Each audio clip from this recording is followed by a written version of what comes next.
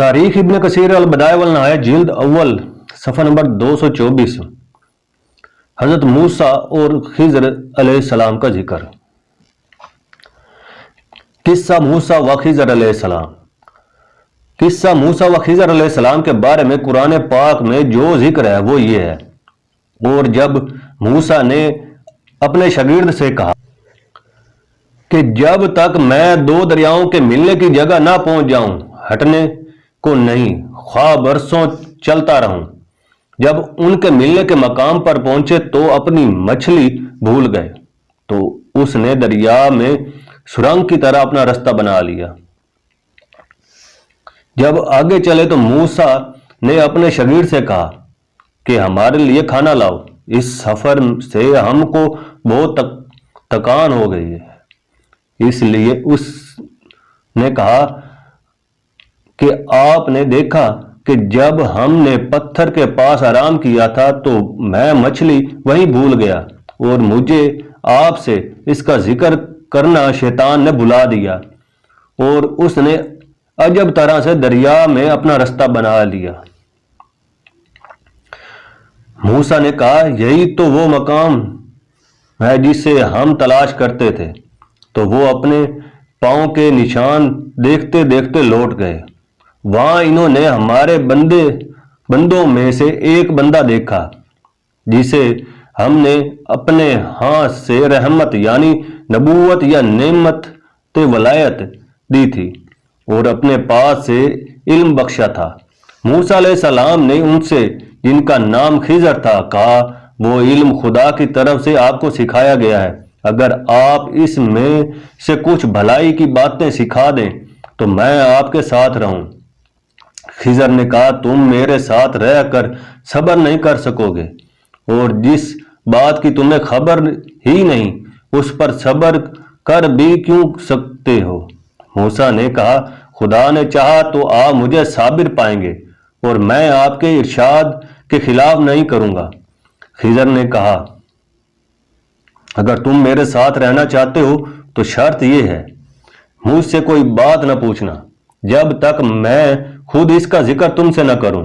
तो दोनों चल पड़े, यहां तक कि जब कश्ती में सवार हुए तो खिज़र अलैहिस्सलाम ने कश्ती को फाड़ डाला। मूसा ने कहा, आपने इसको इसलिए फाड़ा है कि सवारों को गर्क कर दें। ये तो आपने बड़ी अजीब बात की। खिज़र ने कहा, क्या मैं नहीं कहता था कि तुम मेरे साथ सब्र न कर सकोगे। मूसा ने कहा, मुझसे जो भूल हुई इस पर मुआखज़ा न कीजिए और मेरे मामले में मुझ पर मुश्किल ना डालिए। फिर दोनों चले, यहां तक कि रास्ते में एक लड़का मिला तो खिज़र ने उसे मार डाला।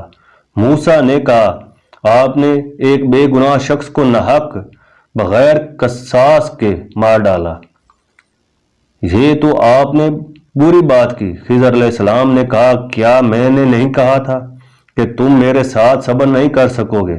इन्होंने कहा कि अगर मैं उसके बाद फिर कोई बात पूछूं यानी एतराज करूं तो मुझे अपने साथ न रखिएगा कि आप मेरी तरफ से उज़र को कबूल करने में गायत को पहुंच गए। फिर दोनों चले, यहां तक कि एक गांव वालों के पास पहुंचे और उनसे खाना तलब किया। उन्होंने उनको ज़ियाफत करने से इनकार कर दिया। फिर इन्होंने वहां एक दीवार देखी जो झुक कर गिरा चाहती थी। खिज़र अलैहिस्सलाम ने उसको सीधा कर दिया। मूसा ने कहा कि अगर आप चाहते तो इनसे इसका मुआवजा लेते ताकि खाने का काम चलता। खिज़र अलैहिस्सलाम ने कहा कि अब मुझ में और तुझ में इलाहिदगी, मगर जिन बातों पर तुम सब्र न कर सके उनका तुम्हें भेद बता देता हूं कि वो जो कश्ती थी गरीब लोगों की थी। तारीख इब्न कसीर अल बदाया वल नहाया जिल्द अव्वल सफ़ा नंबर 225। हजरत मूसा और हजरत खिज़र अलैहिस्सलाम का जिक्र।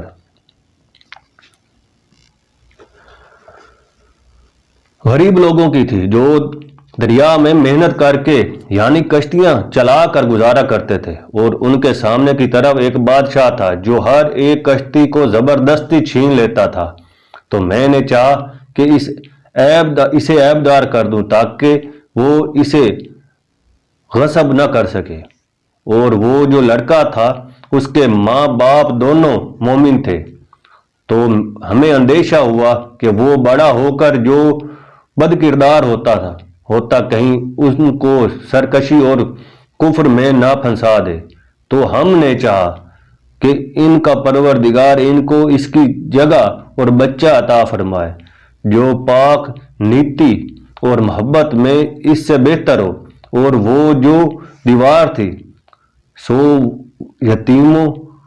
یتیم لڑکوں کی تھی، وہ جو شہر میں رہتے تھے، اور اس کے نیچے ان کا خزانہ مدفن تھا، اور ان کا باپ ایک نیک بخت آدمی تھا۔ تو تمہارے پروردگار نے چاہا کہ وہ اپنی جوانی کو پہنچ جائیں اور پھر اپنا خزانہ نکالیں۔ یہ تمہارے پروردگار کی مہربانی ہے، اور یہ کام میں نے اپنی طرف سے نہیں کیے، یہ ان باتوں کا راز ہے جن پر تم صبر نہ کر سکے۔ سورہ نمبر 18، 60 اور 82 آیت۔ بہرکیف حضرت خضر علیہ السلام کے اس قصے کے بارے میں مفسرین نے بیان کیا ہے کہ خضر علیہ السلام کو اللہ تعالیٰ نے حضرت موسیٰ علیہ السلام کے زمانے میں اس لیے مبعوث فرمایا تھا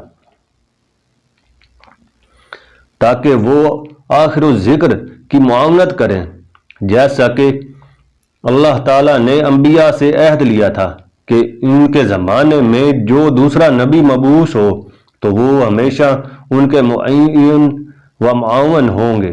مفسرین نے یہ بھی بیان کیا ہے جس طرح جبرائیل علیہ السلام کو دوسرے فرشتوں پر فضیلت تھا، اسی طرح اللہ تعالیٰ نے سلسلہ ابراہیمی کے انبیاء کو، جن میں حضرت موسیٰ علیہ السلام بھی شامل ہیں، دوسرے انبیاء پر فضیلت بخشی تھی۔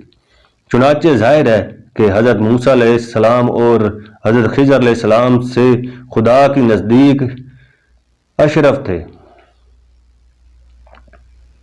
لیکن جس حدیث نبوی صلی اللہ علیہ وسلم کے حوالے سے یہ تفسیر پیش کی گئی ہے وہ اہل تحقیق کے نزدیک ضعیف ہے، اور حاکم نے جن اسناد کے حوالے سے پیش کیا گیا ہے وہ خود اپنی اپنی جگہ ضعیف بتائی گئی ہیں، واللہ اعلم۔ سرخی حدیث فتون کے بارے میں امام عبد الرحمن نسائی نے اپنی کتاب سنن میں سورۃ طٰہٰ کی آیت اشرفیہ آیت نمبر 40، سورۃ طٰہٰ آیت نمبر 40، یاد کر جب تیری بہن چل رہی تھی اور کہہ رہی تھی کہ اگر تم کہو تو میں بتا دوں، جو اس کی نگہبانی کرے اس تدبیر سے ہم نے تجھے تیری ماں کے پاس پہنچایا کہ اس کی آنکھیں ٹھنڈی رہیں اور وہ غمگین نہ ہو، اور تو نے ایک شخص کو مار ڈالا تھا، اس پر بھی ہم نے تجھے غم سے بچا لیا، غرض ہم نے تجھے اچھی طرح آزما لیا، پھر تو کئی سال تک مدین کے لوگوں میں ٹھہرا رہا، پھر تقدیر الہی کے مطابق اے موسیٰ تو آیا۔ یعنی حدیث فتون کی تفسیر بیان کرتے ہوئے بتایا ہے کہ خود حضرت صلی اللہ علیہ وسلم نے اس آیت شرفیہ کے بارے میں تفصیلی گفتگو فرماتے ہوئے اس میں حضرت موسیٰ علیہ السلام کے زمانے کے از اول تا آخر تمام واقعات بیان فرمائے، نیز بنی اسرائیل کے کردار، ان کے ہاتھوں انبیاء و مرسلین کے قتل اور ان بد اعمال کے نتیجے میں اللہ تعالیٰ نے جو انہیں سزا دی، اور وہ دنیا میں در در کے برسوں ٹھوکریں کھاتے پھرتے، اور آپ کے زمانے تک ان کا وہی حال رہا۔ اسے بھی تسلیم سے اور تفصیلاً بیان فرمایا۔ اس حدیث کے بارے میں دیگر مفسرین و علماء دین کے متعدد روایات ہیں۔ جن پر مورخین نے بھی اپنی اپنی جگہ اور اپنے اپنے انداز میں روشنی ڈالی، جن کے بیانات ہم نے بخوف طوالت یہاں حذف کر دیے ہیں۔